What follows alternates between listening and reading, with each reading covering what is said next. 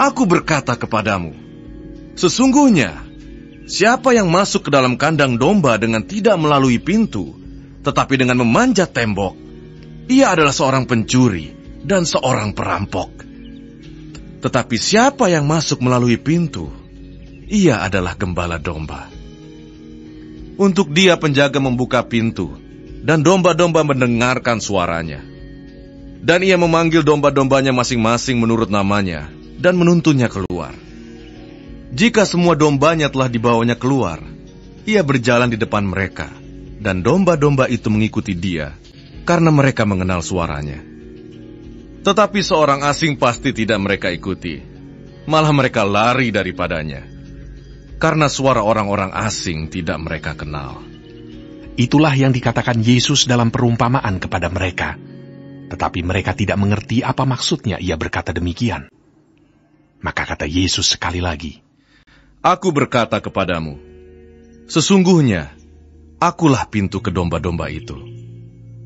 Semua orang yang datang sebelum aku adalah pencuri dan perampok, dan domba-domba itu tidak mendengarkan mereka. Akulah pintu.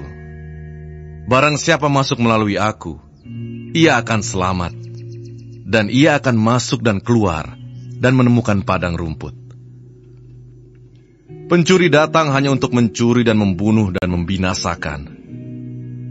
Aku datang supaya mereka mempunyai hidup dan mempunyainya dalam segala kelimpahan. Akulah gembala yang baik. Gembala yang baik memberikan nyawanya bagi domba-dombanya. Sedangkan seorang upahan yang bukan gembala dan yang bukan pemilik domba-domba itu sendiri, ketika melihat serigala datang, meninggalkan domba-domba itu lalu lari, sehingga serigala itu menerkam dan mencerai-beraikan domba-domba itu. Ia lari karena ia seorang upahan dan tidak memperhatikan domba-domba itu. Akulah gembala yang baik, dan aku mengenal domba-dombaku, dan domba-dombaku mengenal aku, sama seperti Bapa mengenal aku dan aku mengenal Bapa, dan aku memberikan nyawaku bagi domba-dombaku. Ada lagi padaku domba-domba lain yang bukan dari kandang ini. Domba-domba itu harus kutuntun juga, dan mereka akan mendengarkan suaraku, dan mereka akan menjadi satu kawanan dengan satu gembala. Bapa mengasihi aku, oleh karena aku memberikan nyawaku untuk menerimanya kembali.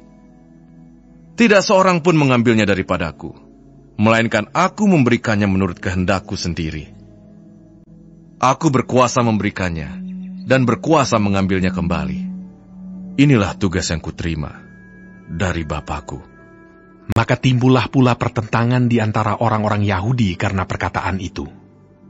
Banyak di antara mereka berkata, Ia kerasukan setan dan gila. Mengapa kamu mendengarkan dia? Yang lain berkata, Itu bukan perkataan orang yang kerasukan setan. Dapatkah setan memalingkan mata orang-orang buta? Tidak lama kemudian, tibalah hari raya pentahbisan Bait Allah di Yerusalem. Ketika itu musim dingin. Dan Yesus berjalan-jalan di Bait Allah, di Serambi Salomo. Maka orang-orang Yahudi mengelilingi dia dan berkata kepadanya, Berapa lama lagi engkau membiarkan kami hidup dalam kebimbangan? Jikalau engkau Mesias, katakanlah terus terang kepada kami. Yesus menjawab mereka, Aku telah mengatakannya kepada kamu, tetapi kamu tidak percaya. Pekerjaan-pekerjaan yang kulakukan dalam nama Bapakku, itulah yang memberikan kesaksian tentang aku.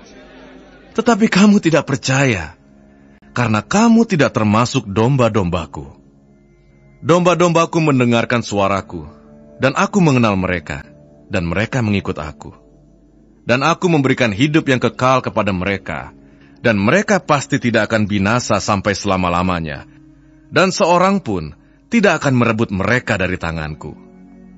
Bapakku, yang memberikan mereka kepadaku, lebih besar daripada siapapun, dan seorang pun tidak dapat merebut mereka dari tangan Bapa. Aku dan Bapa adalah satu. Sekali lagi, orang-orang Yahudi mengambil batu untuk melempari Yesus. Kata Yesus kepada mereka, Banyak pekerjaan baik yang berasal dari Bapakku yang kuperlihatkan kepadamu. Pekerjaan manakah di antaranya yang menyebabkan kamu mau melempari aku?" Jawab orang-orang Yahudi itu, Bukan karena suatu pekerjaan baik maka kami mau melempari engkau, melainkan karena engkau menghujat Allah. Dan karena engkau, sekalipun hanya seorang manusia saja, menyamakan dirimu dengan Allah. kata Yesus kepada mereka. Tidakkah ada tertulis dalam kitab Taurat kamu, "Aku telah berfirman, kamu adalah Allah"? Jikalau mereka, kepada siapa firman itu disampaikan, disebut Allah, sedang kitab suci tidak dapat dibatalkan, masihkah kamu berkata kepada Dia yang dikuduskan oleh Bapa dan yang telah diutusnya ke dalam dunia, "Engkau menghujat Allah, karena aku telah berkata, aku anak Allah"? Jikalau aku tidak melakukan pekerjaan-pekerjaan Bapa-Ku, janganlah percaya kepadaku. Tetapi jikalau aku melakukannya, dan kamu tidak mau percaya kepadaku, percayalah akan pekerjaan-pekerjaan itu, supaya kamu boleh mengetahui dan mengerti bahwa Bapa di dalam aku, dan aku di dalam Bapa. Sekali lagi mereka mencoba menangkap Dia, tetapi Ia luput dari tangan mereka. Kemudian Yesus pergi lagi ke seberang Yordan, ke tempat Yohanes membaptis dahulu. Lalu Ia tinggal di situ. Dan banyak orang datang kepadanya dan berkata, Yohanes memang tidak membuat satu tanda pun. Tetapi semua yang pernah dikatakan Yohanes tentang orang ini adalah benar. dan banyak orang di situ percaya kepadanya.